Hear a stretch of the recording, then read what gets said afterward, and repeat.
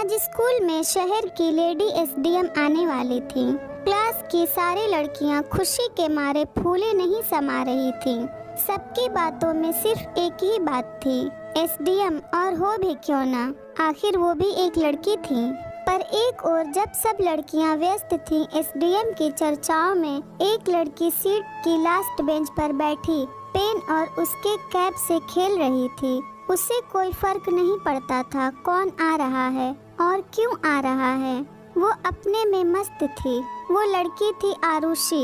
आरुषि पास के ही एक गांव के एक किसान की इकलौती बेटी थी। स्कूल और उसके घर का फासला लगभग 10 किलोमीटर का था, जिसे वो साइकिल से तय करती थी।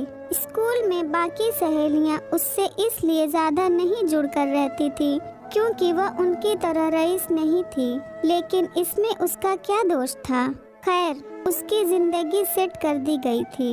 इंटरमीडिएट के बाद उसे आगे नहीं पढ़ा सकते थे क्योंकि उसके पापा पैसा सिर्फ एक जगह लगा सकते थे, या शादी में या आगे की पढ़ाई में। उसके परिवार में कोई भी मैट्रिक से ज्यादा पढ़ा नहीं था। बस यही रोड मैप उसके आंखों के सामने हमेशा घूमता रहता कि ये क्लास उसकी अंतिम क्लास है और इसके बाद उसकी शादी कर दी जाएगी, इसलिए वह आगे सपने ही नहीं देखती थी। अतः उस दिन एसडीएम के आने का उस पर कोई फर्क नहीं पड़ा। ठीक 12 बजे एसडीएम उनके स्कूल में आई।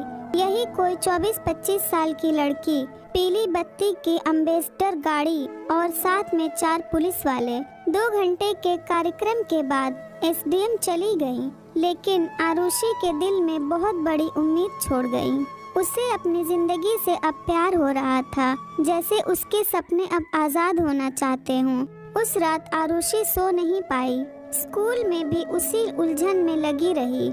क्या करूं, वह अब उड़ना चाहती थी। फिर अचानक पापा की गरीबी उसके सपनों और मंजिलों के बीच आकर खड़ी हो जाती।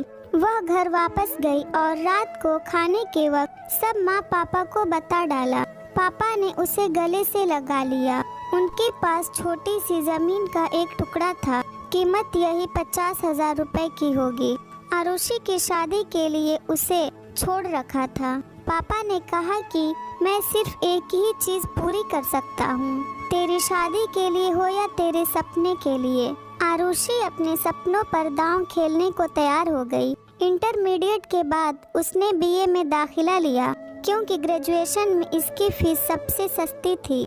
पैसे का इंतजाम पापा ने किसी से मांग कर दिया, पर ये उसकी मंजिल नहीं थी। उसकी मंजिल तो कहीं और थी।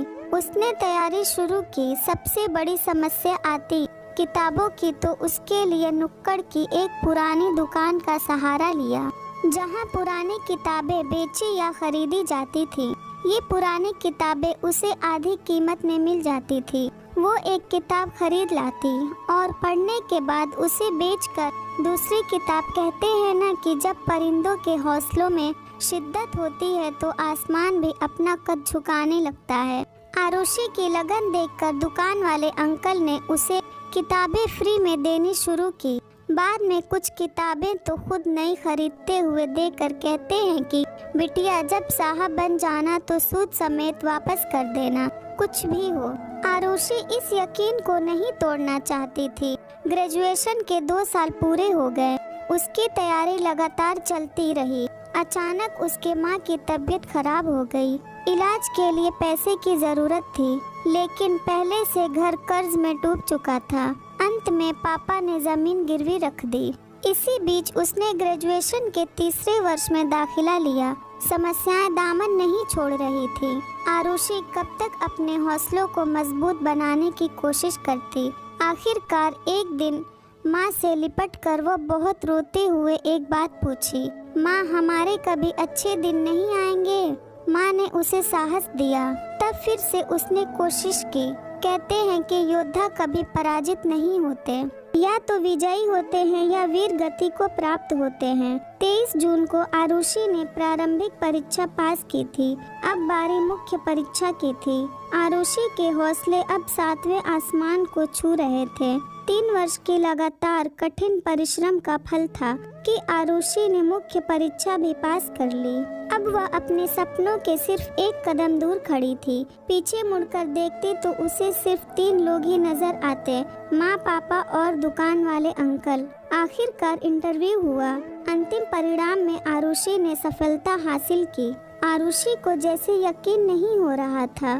माँ पापा तो अपने आंसुओं के सैलाब को रोक नहीं पा रहे थे।